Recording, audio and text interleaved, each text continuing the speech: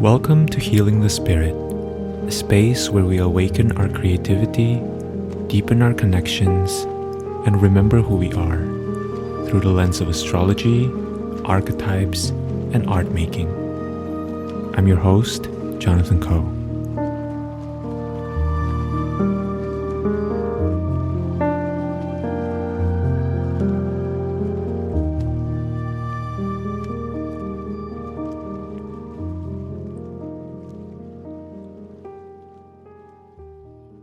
Hello everyone, welcome to Healing the Spirit and welcome to this episode. So in this episode, I'm going to be sharing with you some of my contemplations for the week ahead. And I encourage you to, as always, listen to what is bubbling forth within you. And even if that's not exactly what I'm saying, trust that whatever is coming up for you is precisely what you need to be looking at. Okay. So let's begin with a little bit of an overview of the astrology of the week ahead. So on Monday, June 26, Mars in Leo will square Uranus in Taurus and Mercury will enter Cancer. On Tuesday, the 27th, Mercury in Cancer will create a sextile to the North Node in Taurus. On Wednesday, the 28th, Sun in Cancer will trine Saturn in Pisces. On Friday, the 30th, Mercury will trine Saturn. And then on Saturday, July 1st, Mercury and the Sun will meet together in Cancer. And they will also be sextiling Jupiter, which is currently in Taurus. And finally, on Sunday, the 2nd, Venus in Leo will square Uranus in Taurus. So I know that was kind of a lot, but there's actually a pretty cohesive theme to the astrology of this coming week, which I'll talk about in a little bit. When I felt into the energy of this coming week, the image that I was seeing was kind of this slower, more permanent movement towards a new orbit. Right? Or kind of away from the old orbit. And I want you to kind of notice the duality of that, right? Or maybe, I don't know if duality is the right word, but that they're actually kind of the same thing, right? If you think about an object, that has an orbit, maybe like a planet, right? Moving towards a new orbit means leaving behind whatever it was engaged with before, right? Moving towards the new and away from the old, or moving from one state away from another, is really a normal part of nature, right? It's just how nature works. Sometimes we are moving in one current, in one direction, and then the current stops or the current changes, and we just start moving into another direction, right? And I think on a deep animal level, we understand this. And also, there are ramifications, there are repercussions on our human emotional bodies, right? When we think about the emotional body, a lot of traditions talk about how the emotional body is connected to the element of water, right? Our waters carry memories. And so these memories, they can be imprints of incarnations, right? Including our incarnation throughout this lifetime, meaning memories that you had when you were 5 years old, memories of our ancestors, right? That we carry in our DNA, or maybe even past lives, depending on your cosmology, right? Or if you think about it in terms of science, molecules that make up who you are now was maybe part of the ocean, or maybe part of the soil, right? Part of the clouds. And so we carry memories of the world, right? And so, I think part of working with astrology as a mirror, as a portal to our reality, is to allow us to recall the medicine that's always kind of within us and available in our inherent relationship with the rest of the universe, right? And working with our emotional body, to me, is one of the most rich and complex part of being human. And it can carry a lot of deep stuff, right? It can really stir up a lot of things that on a conscious level we would rather not look at. So I want to start with that because I want to recognize the duality, right? The both and of the situation. That I think as we are entering this second half of the year, we just had our summer solstice, right? Or June solstice. If you are in the southern hemisphere, you will be experiencing this as winter solstice, right? We just entered the second half of the year in the Gregorian calendar. And so it makes a lot of sense to me that we might be in this moment of either figuring out what worked, what didn't work, what do I want moving forward, right? We might be in that contemplation place. We might be in that questioning place. And we might also find ourselves naturally moving away. Like some things that have been working for a while may stop working. And even though we know that that's part of nature and that's just how life works, activations happen, right, in our emotional realm. And so how do we work with that is, I think, the question to kind of think about this week. So I want to ground this a little bit further in astrology because I think it makes a lot of sense to do that. So we have a week that is sandwiched at the opening and at the ending of the week by squares from Mars and Venus to Uranus, right? So Venus and Mars are in Leo, which means they are ruled by the Sun in Cancer, right? And then Uranus is in Taurus, which means it's ruled by Venus in Leo, which means ultimately it's also ruled by Sun in Cancer, right? And that Sun in Cancer, along with other planets in Cancer this week, most notably Mercury, which leaves its home sign of Gemini into Cancer, will answer to the moon. So something to consider with the moon is that the moon is the fastest moving object in the sky. The moon is often associated with mood changes, associated with emotional body activations, to sensitivities, right? And all of this may sound a little bit like an ouch, and that may be part of the experience. But it's also really important to remember that the moon moves quickly, right? In astrology, a planet is not necessarily defined in the same way as it is in astronomy, right? In astrology, one way to look at the planets is that which moves around the sky and therefore can, through its movement, point us towards the direction of what communications may be present between the sky and human affairs, right? And so the moon in astrology, we can consider as the fastest moving planet because it moves through one sign of the zodiac every 2.5 days, right? Contrast this with the sun, that moves, that spends 30 days approximately in one sign, right? Or think about Saturn, that moves about 2.5 years ish per sign, right? So the moon moves really quickly. And so some of these activations may not mean any more than that some feelings get hurt, right? Something gets rippled up in the field, in the pond, and it may lead to some sort of deeper truth. It may not, right? And I think this is what can be so challenging when working with Cancer. We live in a world where we are taught that our feelings are inconveniences, right? So oftentimes we don't feel safe being in our feelings. We don't feel safe feeling our feelings.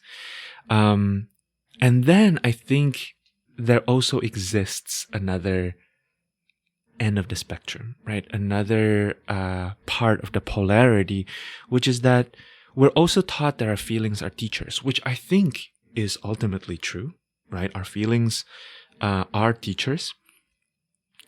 And also sometimes they're just that, they're the lunar to me is about the constant movement, right? It's about the constant waxing and waning. And sometimes that's just part of nature. Like when you look at the ocean, for example, we all know that the tides of the ocean, right, the ebbs and the flows of the ocean, they are connected to the moon. They are impacted by the gravitational pull of the moon, right?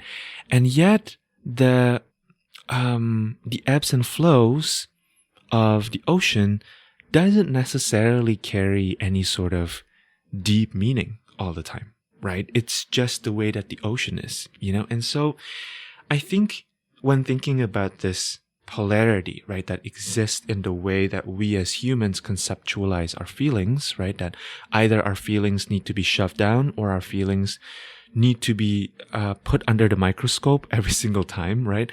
The result is that there tends to be a lot of distortions that can come up relationally when it comes to kind of working through our feelings.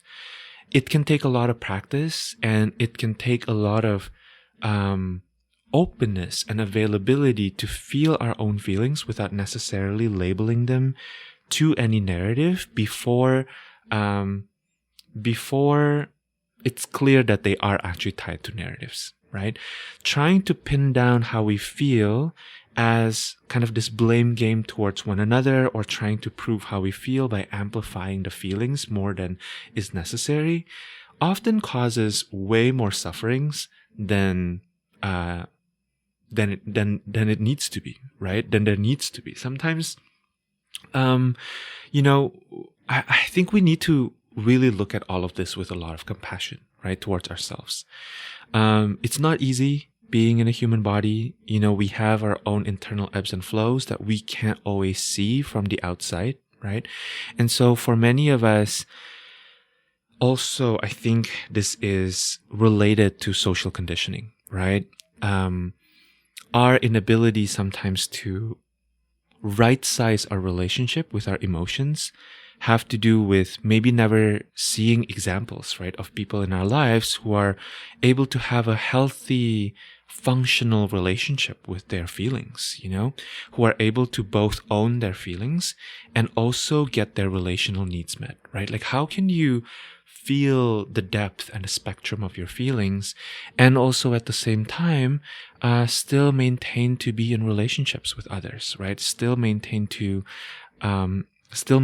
like a good level of connection with other people. We can sometimes feel like we either need to shove down the feelings to save the relationship, or that we need to over-explain, right, verbally or intellectually when we're in the neighborhood of the big feelings, when the reality is that maybe some water just got rippled, right? Like if we think about our emotional body as like a lake, like a stone dropped into that lake, there's a ripple, right? Just natural law, nothing more, nothing less, right? What if it can be like, oh, I experience ripples here. Let me care for myself. Let me get whatever it is that I need before I come to a point where I attach to the stories that are kind of swirling around in my mind here. And I think this is specifically, it may be really activated, or it may be really a part of your experience this week because of the sun meeting Mercury in Cancer, right? Throughout the week, what's interesting also is that Sun and Mercury in Cancer will also be experiencing a trine to Saturn in Pisces, right? To me, this is really fascinating because, again, it kind of doubles down on the importance of studying these ripples in the emotional body. So Saturn corresponds to underlying structures, right? Saturn speaks to the foundations of our existence, to the structures, to the rules that we create in order to productively and effectively navigate the gnarliness and the lack of shape that define the human experience, right? The structures itself, they're inherently neutral, right? For example, with Saturn, I often think about a good example, I think, is like the government, right? Or a labor union. Oftentimes, the common denominator of the story of human organizations or structures that are man-made, right, begin with the fact that we are all such different humans. We have different ideas, we have different preferences, we have different thoughts, we certainly have different experiences, right? And the reality is that also we have common interests. Even if the particular needs, even if the particular experiences are different, we can often find some common grounds. And so people who have similar interests, then they begin to kind of come together and explore if they can create something to vouch for those interests to be prioritized.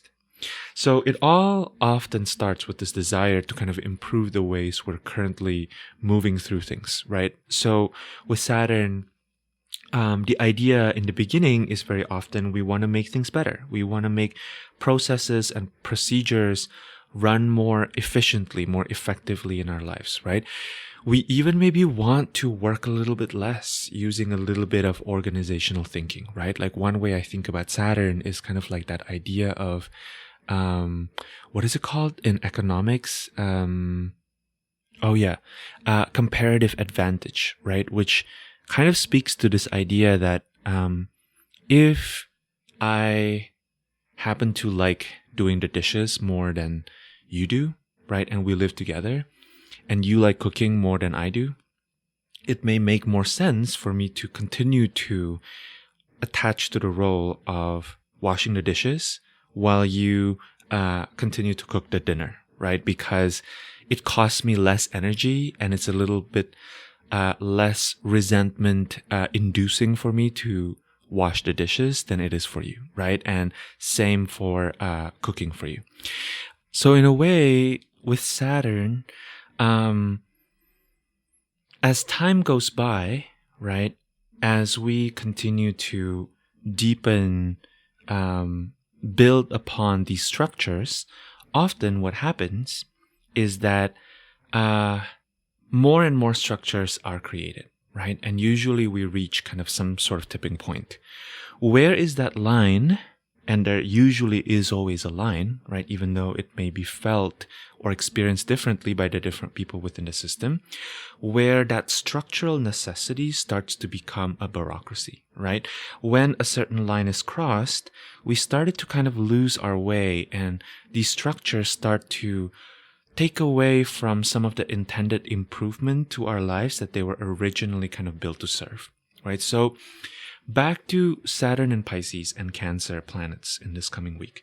The reason why I say all of that is because Saturn and Pisces trine Sun and Mercury in Cancer can really highlight which emotional activations, which ripples in the emotional body are caused by some sort of structural imbalance, right? And in noticing these, we can also start to parse out like which ones are caused by structural imbalances and which ones are just ripples, right?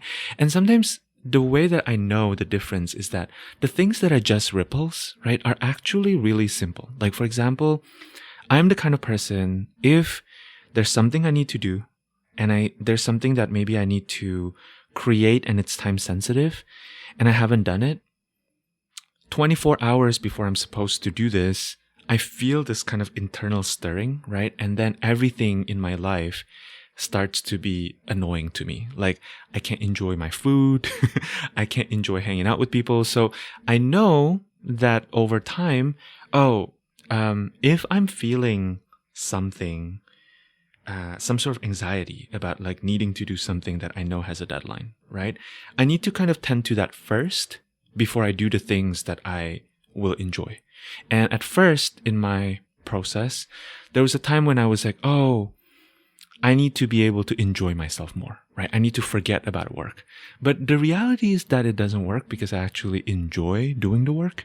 So it becomes, to me now, it's more a matter of like really tending to those needs, right? Like I love working and I love knowing that I'm done with certain kinds of preparation, at a certain time interval before I'm supposed to turn that in, right? So how can I honor that? How can I honor that need so that I get to enjoy fully, right, the experience that I want to be having? And then another example maybe is like a food, right? Like all of us have experienced being hangry, right? Sometimes your emotional activation happens simply because you are hangry, right? So I'm not really talking about those. To me are not really structural imbalances, although I guess it depends on how you look at structural imbalance, right? But to me, those are more like, okay, these are emotional activations that point to a simple basic need that we can quickly address right now, right? And then we'll be done with it. And then you'll probably find that this huge wave of emotions, once you do the thing that is necessary to quench that wave, is probably gone, right? You don't even see traces of it anymore. Now I'm talking about something a bit more hidden than that, something that, and maybe hidden to our consciousness, right? It's not that it's necessarily hidden for other people to see, but it may be hidden to us because we are so used to living our lives with certain structures, right? And again, Saturn speaks to structures. And I think Saturn in Pisces speaks to a very specific kind of structure, in my opinion.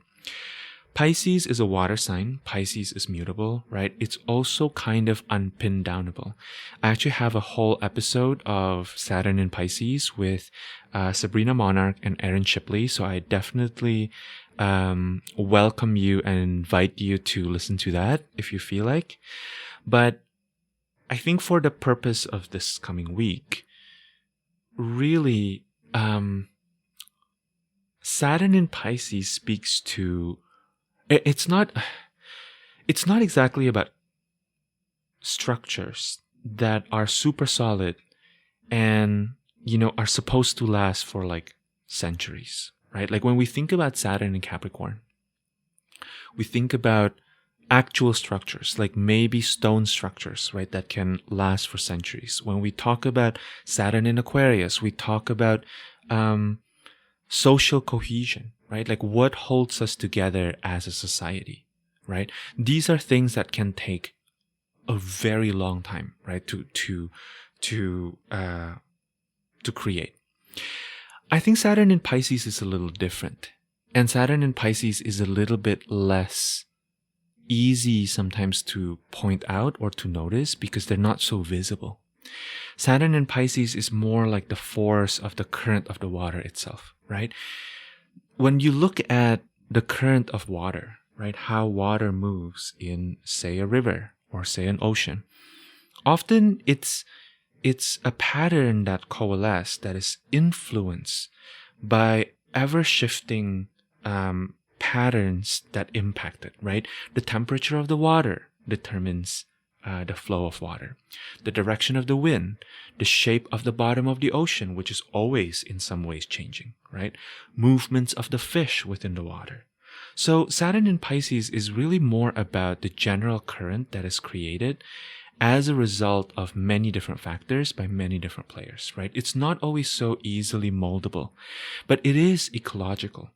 It's the pattern that sort of crystallizes, right? The pattern that we can discern based on the movements of the many individual parts that exist within the ecosystem, right? So for us on a personal level, I think Saturn in Pisces can provide support with these Cancerian emotional body ripples because it may show us where are there patterns of relating, patterns of dealing or relating to oneself or another that are actually not nourishing. And how do we get deeper into understanding the different pieces within the ecosystem so that we can create flows and we can create currents that ultimately is healthier, that ultimately is more nourishing, right? A question I would encourage you to consider is, are there discernible patterns here in whatever it is that's kind of being activated or being or rippling in your life, right? Are there patterns to these ripples in the emotional body? Are there patterns in my relational activations, in my relational breakdowns, right? If so, what do these patterns say about the interconnectedness of my well-being with other people? And sometimes in contemplating these questions, you might find that the answers are a little bit surprising. So my invitation for you is to begin by noticing. Notice, right? And then when you get bored of noticing, continue to notice. I'm actually not kidding. I'm not saying, right, that you can't create active changes. Sometimes I think creating changes is also part of the noticing, because we can create changes from a space of like, ooh, let's experiment with this and see what happens, right? But I think if the changes feel like do or die, if the changes are like, I gotta get out of this, like that kind of more teenager kind of activation, then I think again, there are other ways that I think we can kind of talk about that, right? But obviously use your discernment. Some situations are really bad. You need to get out of it ASAP, right? But I think with these activations, because of the Uranian activations that are happening, because Venus and Mars are connected in Leo in a fire sign, right? I don't think that these activations, right, are like, especially if the activations are kind of coming from nowhere, I would really encourage you to take a little bit of extra time before you do something drastic. Because I think, especially with fixed signs, right? So thinking about how Venus and Mars are in Leo, squaring Uranus and Taurus, both Leo and Taurus are fixed signs, especially with activations happening in the fixed signs. Oftentimes, these are things that we have known for a long time. We have experienced for a long time. It's not really time to do something, especially if something just kind of plops into your field.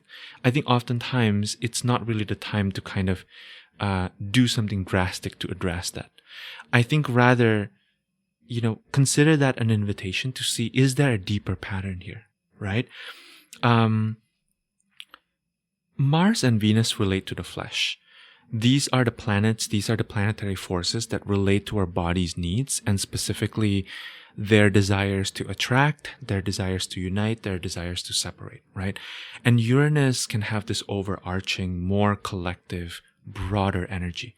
So when they're in a square, it can feel really hard to not do the first thing that comes to mind to solve the problem, right? Quiet down the emotional activations. However, I think in actively noticing, what you will start to realize is that the act of noticing our emotional activations, the act of watching and observing these patterns, it's actually not the same as doing nothing. It's actually extremely active, right? It's kind of like a predator watching its prey, right? Watching the ways that its prey is moving through the world, maybe even imitating it, right? Internally or externally before finally making the move, right? So on a very practical level, noticing these patterns, can be really interesting. What patterns are present in my internal or external emotional reality? What continues to come up over and over and over again, right? How do these patterns impact how I see myself? How do these patterns impact how I see other people? How I see my relationships with them, right? How much time do I need to observe these patterns until I can be reasonably sure that I'm actually seeing the whole pattern, right? Not just a fraction of the pattern, which might lead you to come to an erroneous conclusion about the nature of your reality, right? What resources do I need so I can validate my own experience while also staying open to the possibilities that there are other ways of being that are valid, and that when other people adopt these other ways of being, they may not actually harm me, right? Even if there's a certain level of discomfort in that moment. What resources do you need to tap into, right? Maybe you need to talk to a trusted processor for additional perspectives, or you need to talk to a friend so that you can have mirrored back to you what you're actually moving through, right?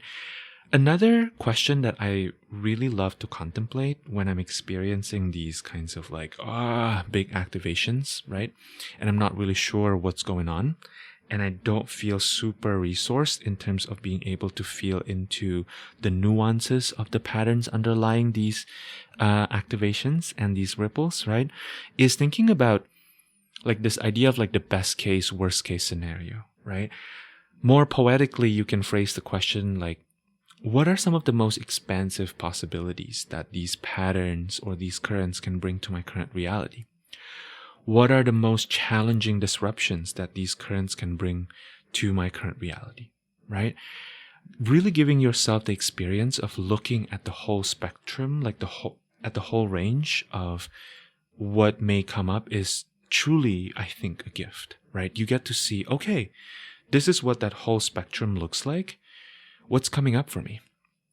Oftentimes, what I find is that I feel like, hey, actually, the worst case scenario is not so bad, right? Or, hey, actually, the best case scenario is really exciting, you know? So I want to kind of ground this into a little bit of a personal example from my own life. And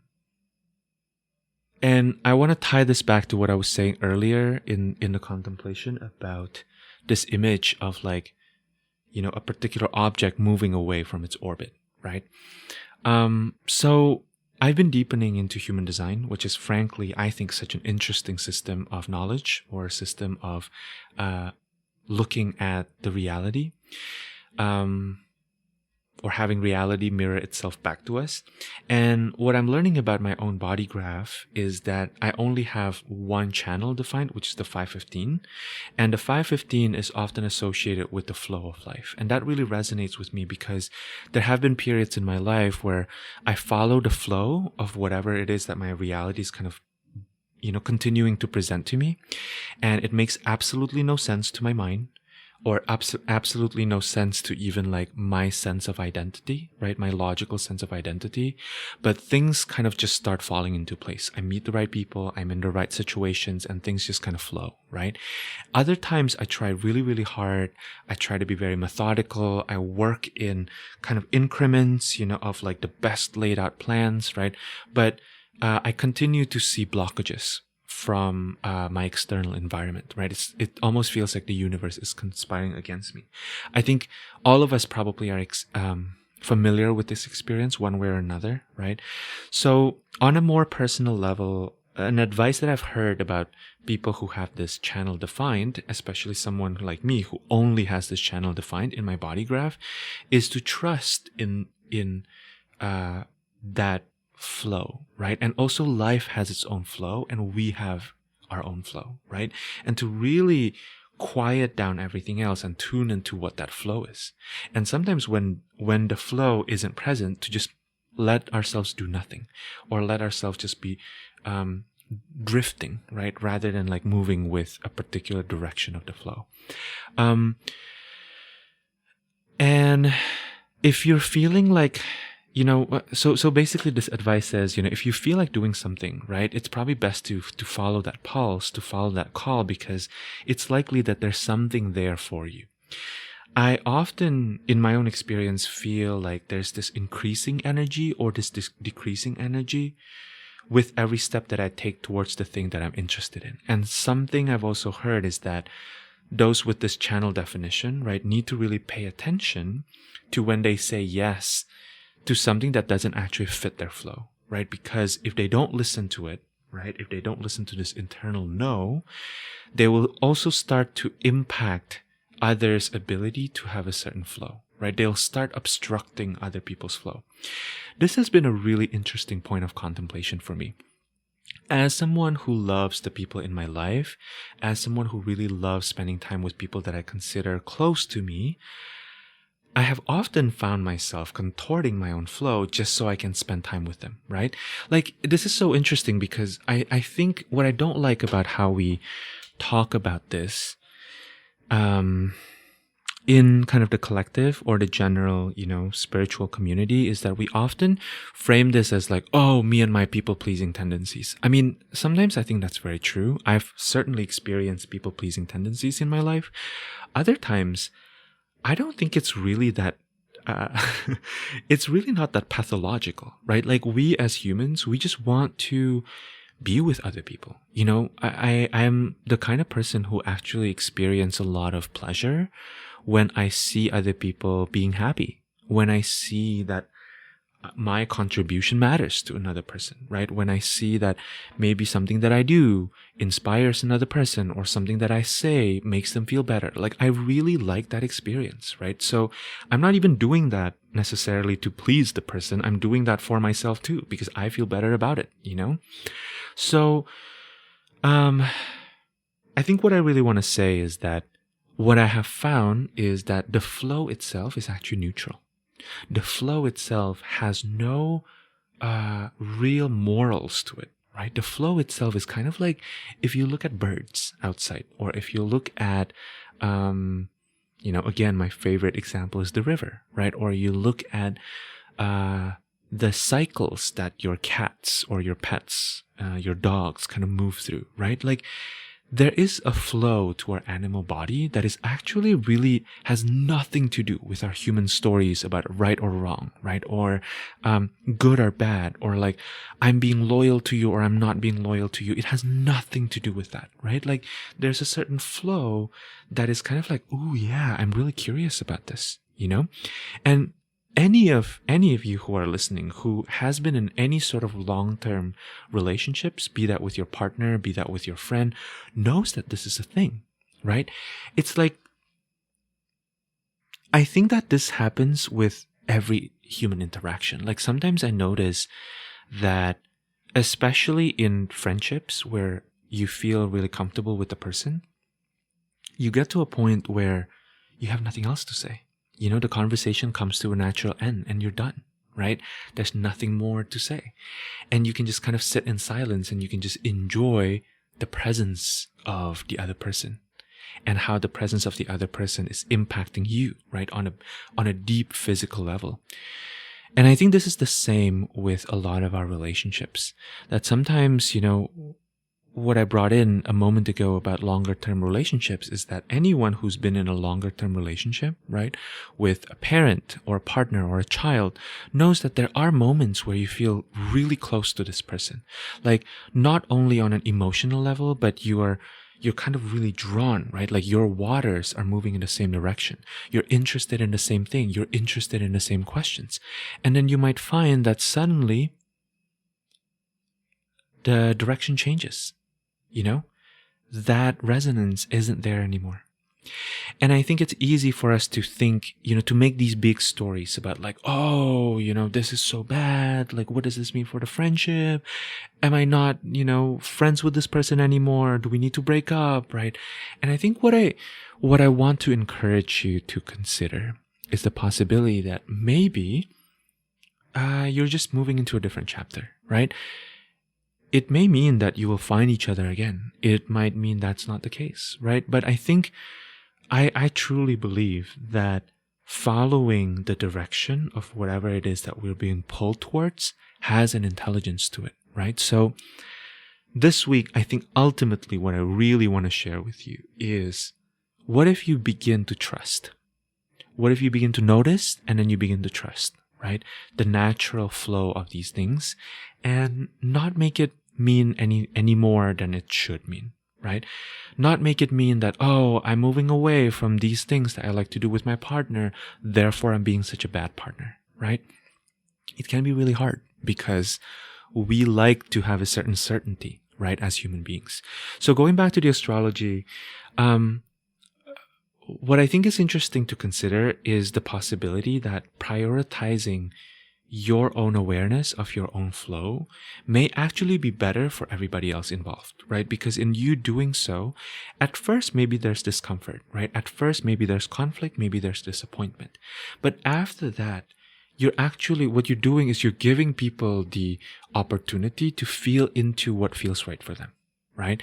And in you kind of claiming the truth of your own flow in the moment, you'll find that sometimes our truths meet one another and we can create this really beautiful, loving experience. And other times we don't, right? And so we go kind of on our separate journeys, but that doesn't mean that we can't still be in connection with one another. It doesn't mean that we can't share with one another. It doesn't mean that in the future we won't again find this resonance, right? Or find this harmony or this collaboration with one another that we can so deeply desire. So again, like I've mentioned, we are in a moment of shifts, right? We just had the summer solstice, second half of the year. It makes sense to me. It makes a lot of sense that we are here to change our pace a little, to shift our orientation a little bit, right?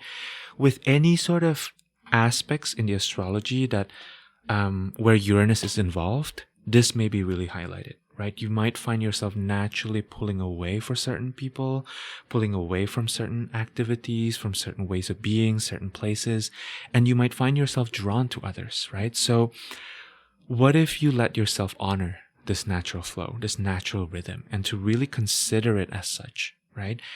What if all this is actually part of a natural process? What if this is nature moving through you, right?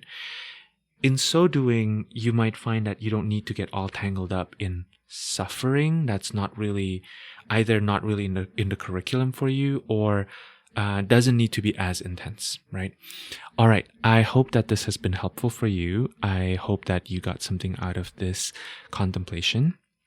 I encourage you, if you feel called, to reach out to me for one-on-one sessions. I've been loving doing some of the one-on-one sessions recently have been really, really powerful. So I think this is a really great time to look at your chart, look at what's going on in your life, or if you would like to receive guidance from the Akashic realm, right? That's also something I provide.